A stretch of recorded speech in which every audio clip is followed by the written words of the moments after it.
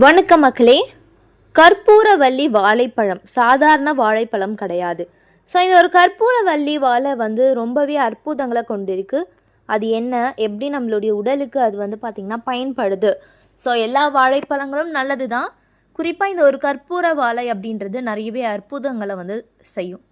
இதுக்கு ஒரு தனி மனமும் தனி சுவையும் இருக்குது.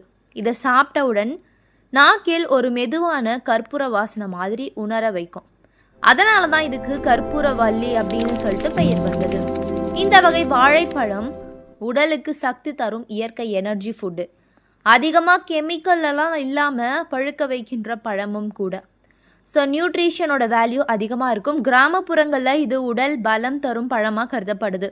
இந்த பழத்தில் potassium, vitamin B6, vitamin C, fibre நிறைய இருக்குதுங்க.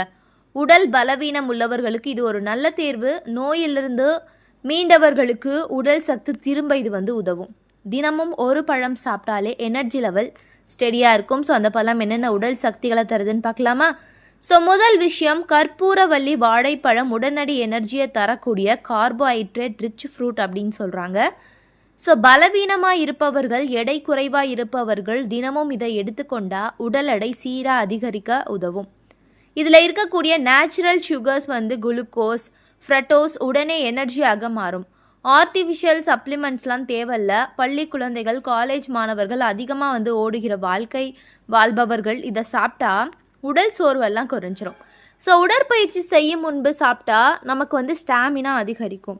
மசிலோடைய ரெக்கவரிக்கு உதவும். புரோட்டீன் அதிகமாக இல்லாவிட்டாலும் இதில் கார்போஹைட்ரேட், பொட்டாசியம் இதெல்லாம் இருக்கிறதுனால உடல் பலம் குறைவு, அடிக்கடி சோர்வு, மயக்கம் இவை இருந்தால் இது ஒரு நல்ல நேச்சுரலான ஆப்ஷனுங்க.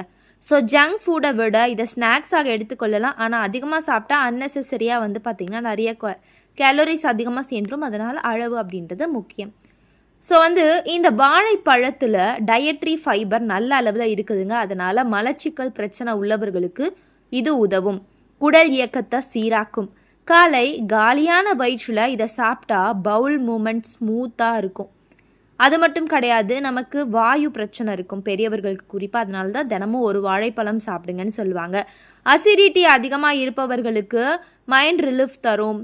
குடலில் நல்ல பாக்டீரியா வளர உதவக்கூடிய ப்ரோபயாக்டிக் எஃபெக்ட்ஸ்லாம் இதில் இருக்குது. ஆனால் பார்த்திங்கன்னா நம்ம பாடி ரெஸ்பான்ஸ் கூட கவனிக்கணும். இது நமக்கு செட் ஆகலை, ஒரு சிலருக்கு செட் ஆகாமல் இருக்கலாம். அவர்கள்லாம் கொஞ்சம் தவிர்த்துட்டு எந்த அளவு சாப்பிடணுமோ அந்த அளவு எடுத்துக்கோங்க. ஸோ நிறையவே கெமிக்கல் போட்டு பழுக்க வைக்கக்கூடிய பழங்கள்லாம் நம்ம தவிர்க்கிறது நல்லது. அதுக்கப்புறம் இதய ஆரோக்கியம். கற்பூரவல்லி வாழைப்பழத்தில் பொட்டாசியம் அதிகம். பொட்டாசியம் சோடியமை பேலன்ஸ் பண்ணும். அதனால் பிளட் ப்ரெஷர் கண்ட்ரோலாக இருக்கும். ஐபிபி உள்ளவர்கள் மாட்ரேட்டான அளவில் எடுத்துக்கொள்கிறது நல்லது. இதய துடிப்பு சீராக இருக்க இது உதவுது. பொட்டாசியம் பார்த்திங்கன்னா இதில் அதிகமாக இருக்கிறதுனால மசில் வீக்னஸ். ஸோ 60 வயதிற்கும் மேற்பட்டவர்கள் மசில் வீக்னஸ் இருக்கும். ஸோ அவர்களுக்கு ஒரு ஆரோக்கியமான விஷயம் அப்படின்னு நான் சொல்லுவேன். அது மட்டும் கிடையாது, கொலஸ்ட்ரால் டைரக்டாக இதில் குறையாது. ஆனால் ஃபைபர் மூலம் இன்டைரக்டாக கண்ட்ரோல் செய்ய முடியும். இதை மாற்ற நம்ம எடுத்துக்கொள்ளணும் அப்படின்னு சொன்னால் ஹார்ட்டோடைய ஹெல்த்தை மெயின்டைன் பண்ண டெய்லி ஃப்ரூட் இன்டேக் அவசியங்க. ஏதாவது ஒரு ஃப்ரூட் நீங்கள் எடுத்துக்கலாம். இந்த ஒரு கற்பூர வாளி பார்த்திங்கன்னா ஒரு நல்ல ஆப்ஷன் சொல்வேன். ஆனால் டயபெட்டிஸ், கிட்னி ப்ராப்ளம் ரெண்டுமே இருந்தால் டாக்டரோடைய கன்சல்டேஷன், ஸோ டாக்டர்ஸ் கிட்ட நீங்கள் ஆலோசனை கேட்டு நீங்கள் எடுத்துக்கிறது அவசியம். இந்த வாழைப்பழம் அதாவது கற்பூர வாழையில் வைட்டமின் B6 இருக்குது. இது பார்த்திங்கன்னா நிறையவே சக்தி நமக்கு தருது. அது மட்டும் கிடையாது, நம்மளுடைய மூட் ஸ்டேபிளைஸை பண்ணுது. அதாவது மனநிலையை நார்மலாக வச்சுக்கணும். ஒரு சிலருக்கு ஸ்ட்ரெஸ் அதிகமாக இருக்கும். வாழ்க்கையில் நேச்சுரலான ஃபுட்டோடைய சப்போர்ட் கண்டிப்பாக தேவை. அது மட்டும் கிடையாது, குறிப்பாக எக்ஸாம் டைமில் ஸ்டூடெண்ட்ஸ்க்கு இது நல்லது. கான்சென்ட்ரேஷன் மெயின்டைன் பண்ண உதவும். மெமரி டைரக்டுக்கு பார்த்திங்கன்னா நல்ல ஒரு பூஸ்ட் பண்ணும். ஆனால் நம்மளுடைய உடலுக்கு அவ்வளோ ஆரோக்கியத்தை தரும். ஸோ கண்டிப்பாங்க நம்மளுடைய உடல் ஆரோக்கியத்திற்கு குறிப்பாக குழந்தைகள்லேருந்து பெரியவர்கள் வரையும் தினமும் ஒரு வாழைப்பழம் சாப்பிட்டா நமக்கு செரிமான பிரச்சனையிலேருந்து எந்த ஒரு ப்ராப்ளமே வர வாய்ப்பு கிடையாது. கால்சியம் அளவு அதிகமாக கிடையாது, ஆனாலும் மெக்னீஷியம் மற்றும் பொட்டாசியம். ஸோ வாழைப்பழம் அப்படின்னாலே பொட்டாசியமும் மெக்னீஷியமும் பேலன்ஸாக இருக்கக்கூடிய ஒரு உணவு. அயன் குறைவாக இருந்தாலும் வைட்டமின் C அதிகமாக இருக்குங்க. அனிமியா போன்ற பிரச்சனை, இரத்த சோகை நோய் இதெல்லாம் இருந்துச்சு அப்படின்னா டயட்க்கு நீங்கள் வந்து எடுத்துக்கலாம். குழந்தைகள் வளர்ச்சி காலத்தில் பேலன்ஸாக டயட்டில் சேர்த்து கொள்ளலாம். மில்குடன் சேர்த்து ஸ்மூத்தி, ஸோ தினமும் வந்து ஒரு வாழைப்பழம் மட்டும் போதும். அதை நைட்டு வந்து ஸ்மூத்தி மாதிரி அரைச்சி குடிங்க. ரொம்ப ரொம்ப நேச்சுரலாக நமக்கு வந்து நல்லது.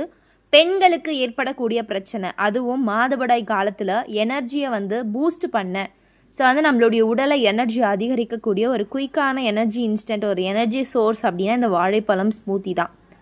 அதுக்கப்புறம் வைட்டமின் சி அதிக அளவில் இருக்குதுங்க. இம்யூனிட்டிக்கு சப்போர்ட் பண்ணுது. ஃப்ரீக்வெண்ட்டாக வந்து கோல்டு வருபவர்களுக்கு டைரெக்டாக க்யூர் கிடையாது. ஸோ ஒரு சிலர் வந்து வாழைப்பழம் சாப்பிட்டா நிறையவே வந்து கோல்டு வருது, அதனால் சாப்பிட மாட்டோம் அப்படின்னு சொல்லுவாங்க. இரவு நேரங்களை தவிர்த்துட்டு மதிய நேரம், மாலை நேரங்களில் சாப்பிடுங்க. ஸோ கண்டிப்பாக உடல் ஆரோக்கியமாக இருக்கும். ஜங்க் ஸ்நாக்ஸ், ஸோ வந்து எண்ணெயில் பொரித்த வறுத்த இந்த மாதிரியான விஷயங்கள்லாம் முற்றிலும் அவாய்ட் பண்ணணும் அப்படின்றது என்னுடைய கருத்தாக இருக்குது. ஏன்னா இந்த மாதிரியான விஷயங்கள்லாம் நம்ம அதிகமாக எடுத்துக்கும் போது உடல் எப்போதுமே வந்து கவனம் இல்லாமல் இல்லாமல் தான் இருக்கும். காலை இல்லைன்னா மதியம் சாப்பிடலாம், இரவு அதிகமாக சாப்பிட வேணாம். ஸோ எந்த காயாக இருந்தாலும் எந்த பழமாக இருந்தாலும் என்ன சொல்லுவாங்கன்னா மாலை நேரம் அப்படி இல்லைன்னா வந்து மதிய நேரம். ஸோ இரவு நேரங்களில் முற்றிலும் நம்ம தவிர்க்கணும். ஏன்னா வந்து டைஜஷன் ஸ்லோ பண்ணிடும். அதனால் நமக்கு எந்த நேரத்தில் வந்து ஜீரணமாகும் அப்படின்னு சொல்லிட்டு நம்ம எடுத்துக்கணும். டயபெட்டிஸ் உள்ளவர்கள் வந்து ப்ரோட்டீன் கண்ட்ரோலை வந்து பார்த்திங்கன்னா கடைப்பிடிக்கணும். கிட்னி ப்ராப்ளம் இருந்தால் பொட்டாசியம் இன்டேக்கு கவனிக்கணும்.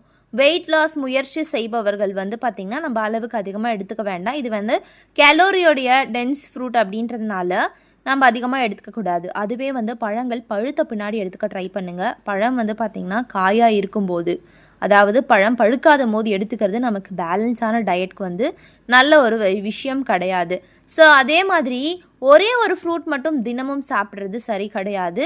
நம்ம தினமும் வந்து 1 இல்லைனா 2 பழங்கள் அளவுக்கு எடுத்துக்கலாம். ஏன்னா இதில் அவ்வளோ ஒரு நன்மைகள் காணப்படுதுன்னு சொல்கிறாங்க. ஸோ முக்கியமாக சொல்லப்போனால் தினமும் நீங்கள் வாழைப்பழம் சாப்பிட்டு படுக்கிறதுனால உங்களுக்கு அடுத்த நாள் காலையில் என்ன ஆகும், செரிமான கோளாறு, மலச்சிக்கல் பிரச்சனை, குறிப்பாக மலச்சிக்கல் பிரச்சனையால் அவதிப்படுறவங்க நீங்கள் கண்டினியூஸாக தினமும் வாழைப்பழம் சாப்பிடுங்க, உங்களுக்கு மலச்சிக்கல் பிரச்சனையே வராது. இது கண்டிப்பாக அறிவியல் பூர்வமாக நிரூபிக்கப்பட்ட உண்மைன்னு தானே சொல்வேன். ஏன்னா நிறைய பேர் வந்து செரிமான பிரச்சனை கோளாறுக்காக வாழைப்பழம் சாப்பிட்றது உண்டு. எனவே மக்களே பயன்படுத்துங்க, எந்த ஒரு தவறும் கிடையாது. வாழைப்பழம் குறிப்பாக கற்பூர வாழையில் அவ்வளோ நிறைய ஊட்டச்சத்துக்கள் இருக்குது. ஸோ கண்டிப்பாக பயன்படுத்தலாம், ஆரோக்கியமாக இருக்கலாம், எந்த ஒரு தவறும் கிடையாது. எனவே மக்களே இந்த கற்பூர வாழையை வந்து பார்த்திங்கன்னா ஒரு நாளைக்கு 1 இல்லைனா 2 எடுத்துக்கலாம். ஸோ அனைத்து வாழையும் நமக்கு நல்லது தான். அதே கற்பூர வாழையில் இன்னும் கூடுதல் நன்மைகள் இருக்குது. அதனால் தொடர்ந்து எடுத்துக்கோங்க, ஆரோக்கியமாக இருங்க. இது மட்டும் கிடையாது, இது போன்ற தகவல்கள், அற்புதமான விஷயங்களை நீங்கள் தொடர்ந்து கேட்கணும் பார்க்கணும் அப்படின்னு ஆசைப்பட்டீங்கன்னா நம்மளுடைய சேனலை சப்ஸ்கிரைப் பண்ணுங்க, தொடர்ந்து பாருங்கள், ஆரோக்கியமாக இருங்க. நன்றி, வணக்கம்.